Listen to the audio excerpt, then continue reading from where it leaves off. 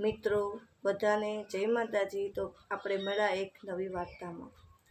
આજની આ વાર્તા માત્ર એક વાર્તા નથી, આ એક દરેક દીકરા અને દીકરી માટે એક સંદેશ છે। કદાચ આ વાર્તા સાંભળ્યા પછી તમે પણ તમારા માતા પિતાને વધુ પ્રેમ કરશો।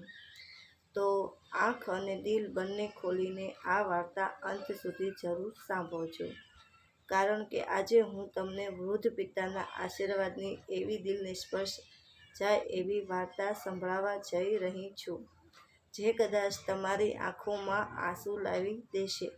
વૃદ્ધ પિતાનું આશીર્વાદ દિલને સ્પર્શ જાય એવી વાર્તા। મિત્રો, આજે હું તમને એવી વાર્તા સંભળાવવા જઈ રહ્યો છું, જે કદાચ તમારી આંખોમાં આંસુ લાવી દેશે, પણ સાથે જ માતા પિતાના સાચી કિંમત પણ સમજાવશે।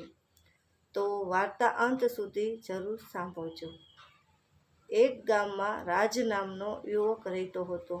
રાજ ખૂબ જ હોશિયાર હતો અને શહેરમાં મોટી નોકરી કરતો હતો। ઘરમાં પૈસાની કોઈ કમી નહોતી।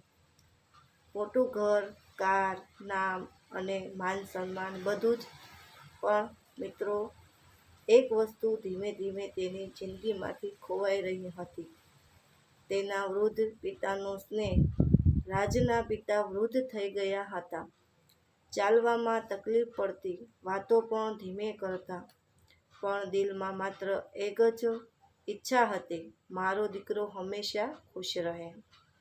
પરંતુ રાજને લાગતું કે પિતા હવે તેના માટે ભાર બની ગયા છે। મહેમાનો આવે ત્યારે પણ તે પિતાને રૂમમાં જ રહેવાનું કહેતું।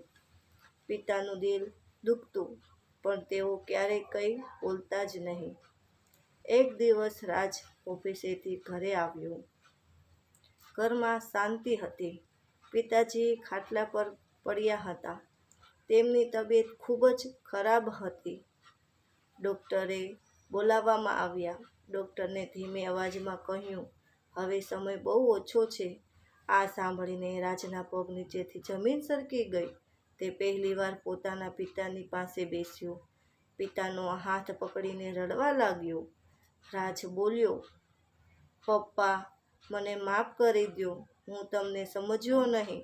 વૃદ્ધ પિતાએ ધીમેથી આંખો ખોલી, ચહેરા પર નાનું સ્મિત આપ્યું અને માત્ર એટલું જ કહ્યું, બેટા, ખુશ રહેજે, મારે તારી સામે કોઈ ફરિયાદ નથી। આટલું કહીને પિતાનો હાથ ઢીલો પડી ગયો। મિત્રો, એ દિવસે રાજ પાસે બધું જ હતું, પણ પિતાનો સાચો સાથ નહોતો। તે દિવસે તેને સમજાયું, દુનિયામાં સૌથી મોટું આશીર્વાદ માતા પિતાનો પ્રેમ જ છે। પૈસા ફરી મળી શકે, પણ માતા પિતા ફરી ક્યારેય મળતા નથી। એક તમને હું સંદેશ દેવા માંગુ છું, મિત્રો, જે ઘરમાં માતા પિતાનું સન્માન થાય છે, તે ઘરમાં ભગવાનનો આશીર્વાદ હંમેશા રહે છે। મિત્રો, જો તમને પણ તમારા માતા પિતાને પ્રેમ કરતા હો, તો આ વાર્તા જરૂર શેર કરજો અને કોમેન્ટમાં લખજો, માતા પિતા ભગવાન છે। મળશું એક નવી વાર્તા સાથે, ત્યાં સુધી બધાને જય માતાજી, જય શ્રી